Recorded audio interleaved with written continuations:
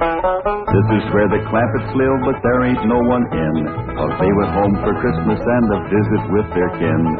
And here they are arriving at the home they love the best, happy as a pack of squirrels returning to their nest.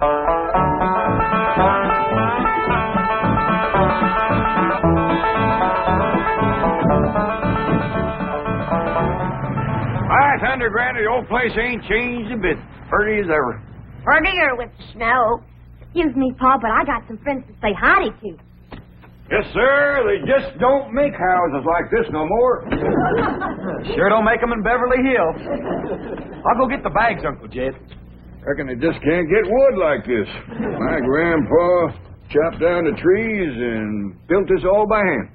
You say your grandfather built this cabin? He sure did. Oh, he must have been a remarkable man. He sure was. He finished the cabin in the morning, went to town, found a girl, courted her, married her, and carried her across that doorstep all before sundown. Tell me, Granny, was that 18 and 97 or 18 and 98? 18 and 98. Yeah, that's right. She was 18 and Grandpa was 98. You say he was 98 and his bride was 18? That's right. Marriage didn't work out too good. Well, I don't doubt it. Yeah, Grandpa made the mistake of having his ma come live with him. Awful bossy old woman. Wouldn't let that little bride do nothing. Did everything herself. Your family has remarkable longevity. No. Yeah, they stretched the truth a little, too. Oh? Grandpa was the day over 90 when he married that girl. And his ma didn't bust up the marriage. That poor little bride just wore out, having so many young'uns to take care of. What happened to Elly May? Well, she just went to say howdy to some of her friends.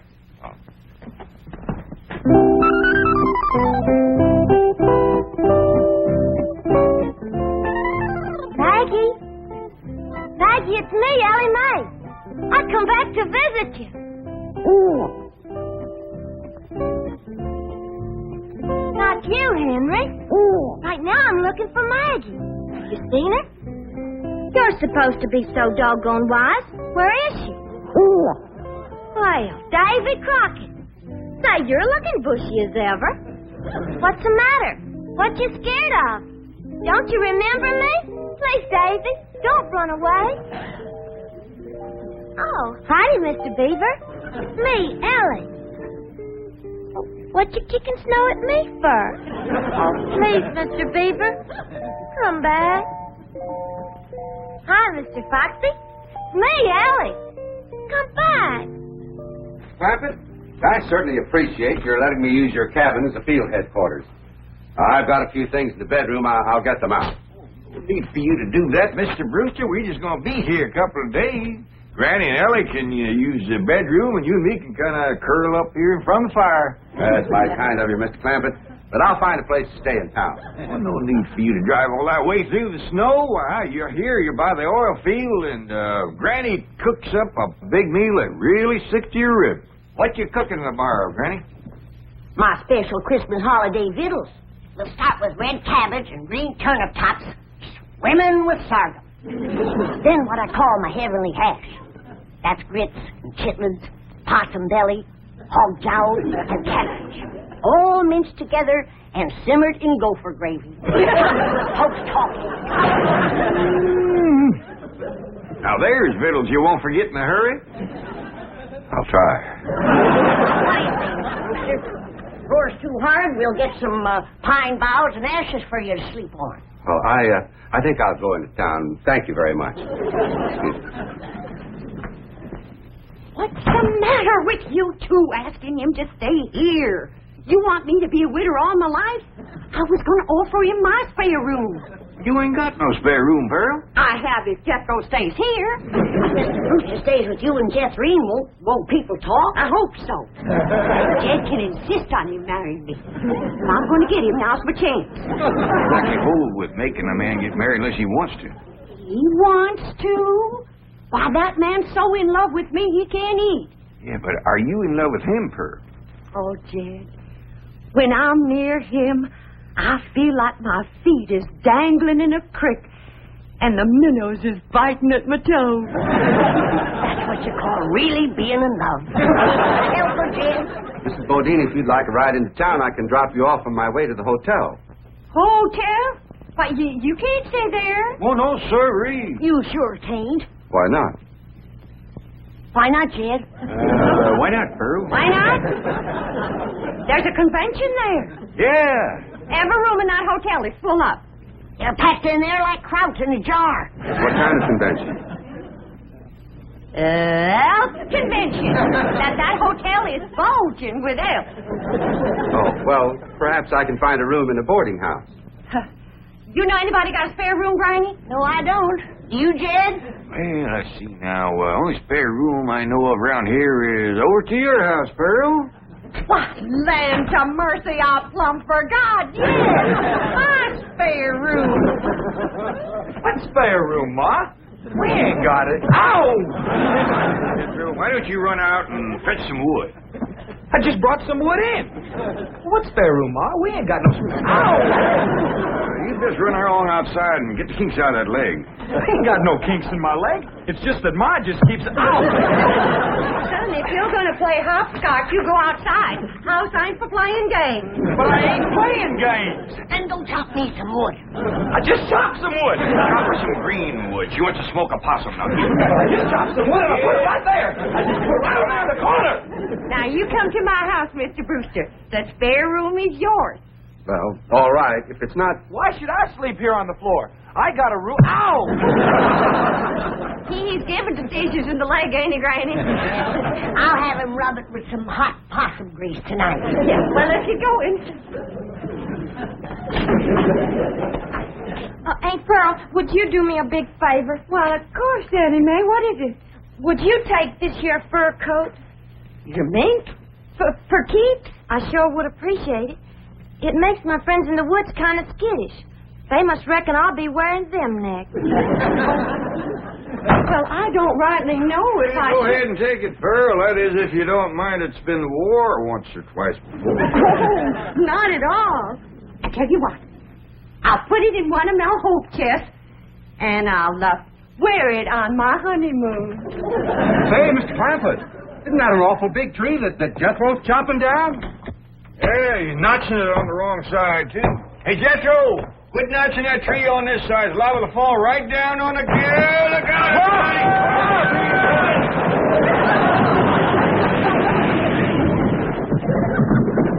It missed us. Praise the Lord. Well, the tree missed. We can get up now. Well, he might be chopping another one. Let's wait and see.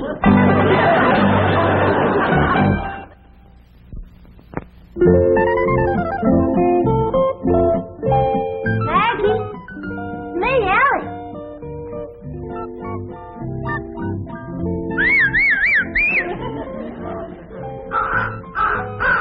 Betty, you old rascal.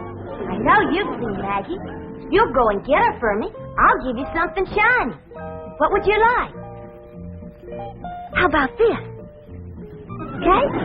There. Go find Maggie. Smelly. Hi there, Smelly. Me, Elly. The good thing you didn't see me in that mink coat. You might have got riled at me. It's one friend I don't want riled, it's you. Maggie, I knew Freddie would find you.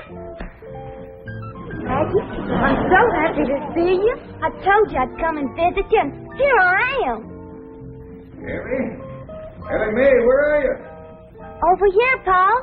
Now, don't you be scared of Paul. He won't hurt you none. Oh, now, who's this?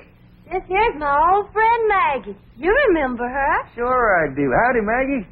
Say, Elly, we's all going over to Aunt Pearl's for supper. And after supper, we's all going over to that movie picture theater where Pearl works. Well, I'd he'd rather stay here. Well, Pearl says there's going to be a brand new picture from Hollywood called Ben Hur. Well, who's in it? According to Pearl, it's got the two biggest actors there is, Francis X. Bushman and Raymond Navarro. I'd still rather stay here, Paul. Now, we's all supposed to kind of surround Mr. Brewster and brag on Pearl's piano playing during the picture. Well, Jethro can brag extra for me. Jethro ain't going to be there. He just sit there all night and complain about Mr. Brewster having his room. Oh, come on, Ellie. Don't you want to help Pearl get a husband? Okay, Paul. Bye, Maggie. Well, Paul, ain't you going to kiss Maggie goodbye? I don't reckon so. Her husband might not like it. Come on, Ellie.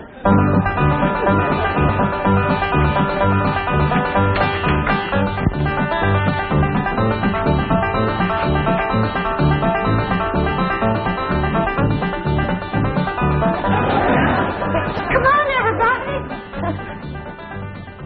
Well, doggies. Jethro, there's a picture of your ma. Yeah, it says, in person, Pearl Bodine, Wizard of the Keyboard. Oh, that means Pianny. Hey, your name is as big as Ben Hur's. I begged the manager not to put that up, but he says it's a drawing card. My playing during the picture. During the picture, don't you have sound? Loads of it.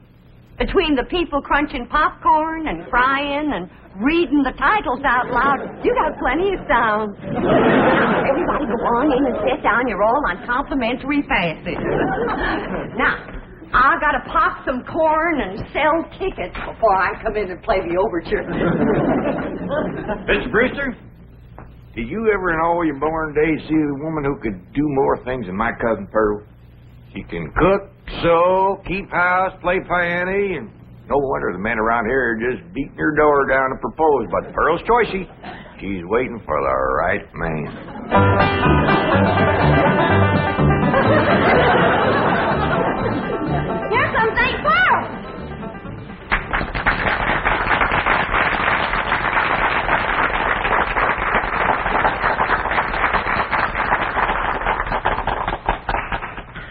Ladies and gentlemen, before our big premiere gets underway, I know you'll want to meet the celebrities in our audience tonight.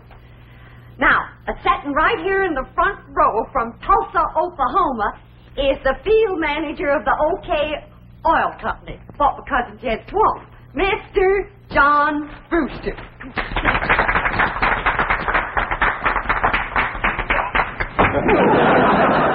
Who's that tomato?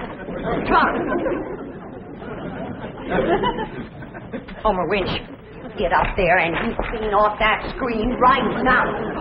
Ain't you ashamed? Yeah, Pearl, but I couldn't help myself. I'm just eat up with jealousy. Seeing red. Well, I see it too, so clean off the movie screen. Ben Hur will look like he's bleeding before the chariot race ever starts. Exciting when you're mad, Pearl. Yes, there, you'll coot.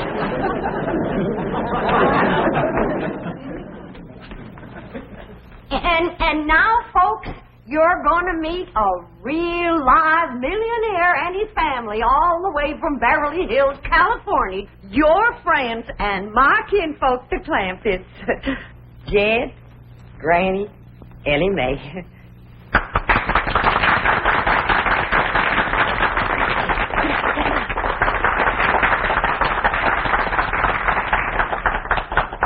Folks, mighty nice to be back here with you again, and you all invited to come visit us in Beverly Hills. Got plenty of room, and Granny will wamp up a mess of heavenly hash for you.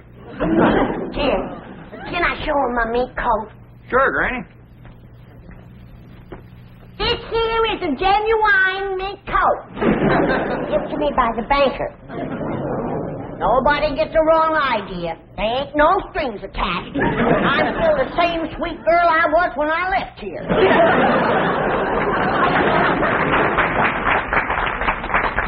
And now, folks, I got a real big surprise for you. As you know, those that can read, the picture for tonight is Ben Hur, and I have wrote and composed a special song in honor of the chariot race, which is the most exciting part of the picture. And this here special song is going to be sung by my daughter, Jethro. Say goodbye, Jethro.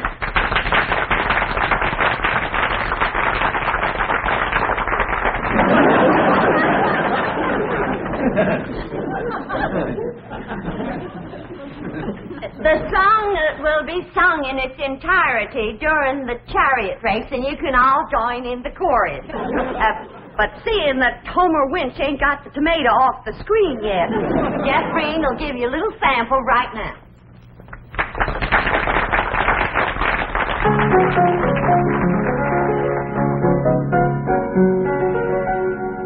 A mighty long time ago, couple of thousand years, in a town named Rome, which is far away from here, a feller named Ben Hur lived and went to school, and that young feller was a chariot driving fool.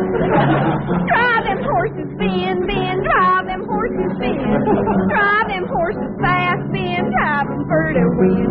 Don't let that other rascal get ahead of you, or he'll win the race, and that'll never do. That's enough for now, Jeffrey. You'll hear the song again during the chariot race, and everybody can join in the chorus. And now, during the playing of the overture, we invite your kind attention to the advertisements which will appear on the screen. I thank you. All right, Charlie!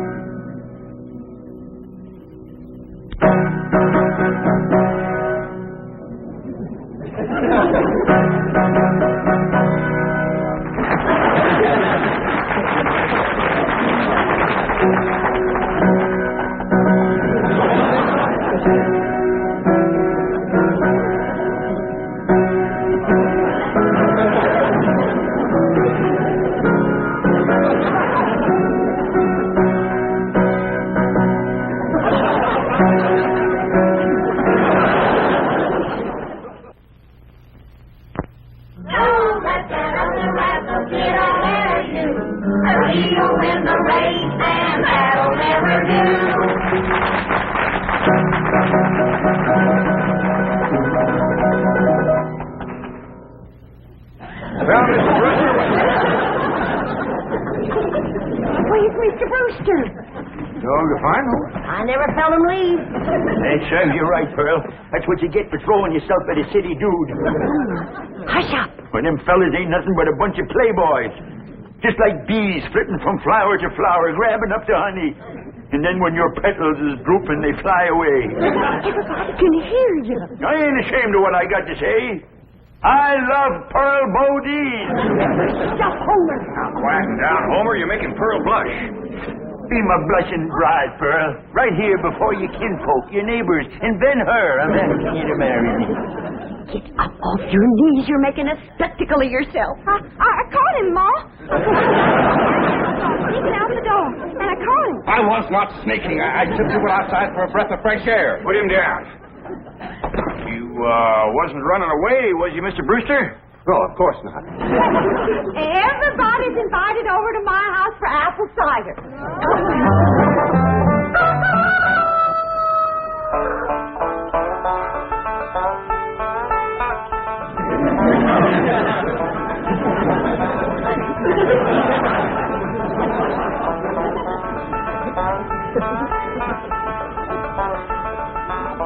Ted, wake up. Ted, you too, Jethro. Come on now, get out from underfoot, both of you.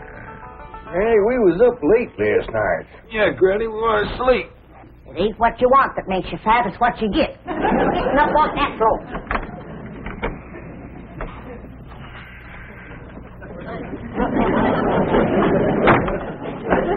Hey! What do you want to do that for? Yeah, that's cold. Now, when I say get, you get. Floor is cold and hard. You're getting soft from city life.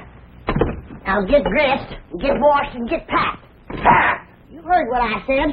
I ain't going to spend another night in this place. Not with that wild daughter of yours. I didn't sleep a wink. Appears to me like you're getting a mite soft from city living, too. Time was when you never minded sharing a bed with Elly May. I still don't mind sharing a bed with Elly May. But I draw the line when it comes to sharing with them others. What others? Well, there was an owl, and a squirrel, a crow, and a fox, a possum, and a skunk, and a porcupine. I'll go in and speak to Elly May. I wouldn't go in there if I were you unless you want them flannels took right off you. What are you talking about? You know where my mink coat is right now? Where? In the top of a tree, full of baby eagles. Their mama and me fought for nigh on to 10 minutes for that coat. But with them claws on her, she could get a better purchase on it. Right out the window. You been at your rheumatism medicine. I ain't about to swallow no story about it. Uncle Sam, Granny, a great big old eagle just snatched the hat right off my head. See what I told you? When a mama eagle wants to keep her babies warm, she'll grab anything. Somebody better help Elly May hang on to her blankets, because that rascal just flew in her window. Frida, you hadn't ought to took Jethro's hat. Never mind about Jethro's hat. Ask her to bring back Granny's mink coat. Only if she wants to, of course. Frida, you bring back Granny's mink coat. And if she's took any suitcases, see if you can get them back, too. We's packing up. Sit down. Oh, excuse me.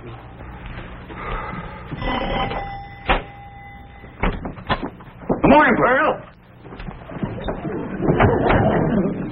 Oh, Winch, I told you and I told you. Don't come into my house without I invite you. I happen to be here in my official capacity as a jitney driver. What, no jitney? Well, Mr. Brewster does. Don't say nothing to Mr. Brewster, and I'll bake you 2 pies. Pearl, there's only one way you can seal my lips and stop my jitney. And that's with a smack. All right. No, I can. I mean, with a kiss. A kiss? That's my price. Take it or leave it. Homer! Why, that's the most shocking, disgusting, insulting disgrace. Oh, Mr. Brewster. Pearl? Where'd you go, Pearl?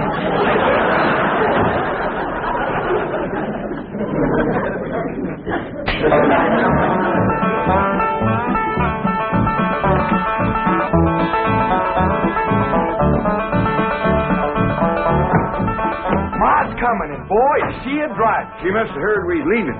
Without getting her married to Mr. Brewster. I reckon we's in for considerable bawling. Ain't nobody can outcry Ma when she commences to gushing. Pearl? I reckon you's heard. We's going back to Beverly Hills. Oh, now, Pearl, you's bawling already. Don't worry, Pearl. You'll get a feller. Yeah, come on back to Beverly Hills with us. I can't. All right, Pearl, all right. I can't fight a woman's tears. We'll stay here until you marry Mr. Brewster. Yeah, Ma, and I'll be your best man. And you can wear that beautiful mink coat on your honeymoon. Pearl, what are you crying about now? The mink coat. What about it? I was driving down the road and a great big eagle took it right out of my lap. Don't you worry. Elly May! Yes, Pop? You shinny up that tree and tell that grabby eagle to give you back that mink coat for Pearl's honeymoon, or she ain't no friend of yours. Only if she wants to, of course.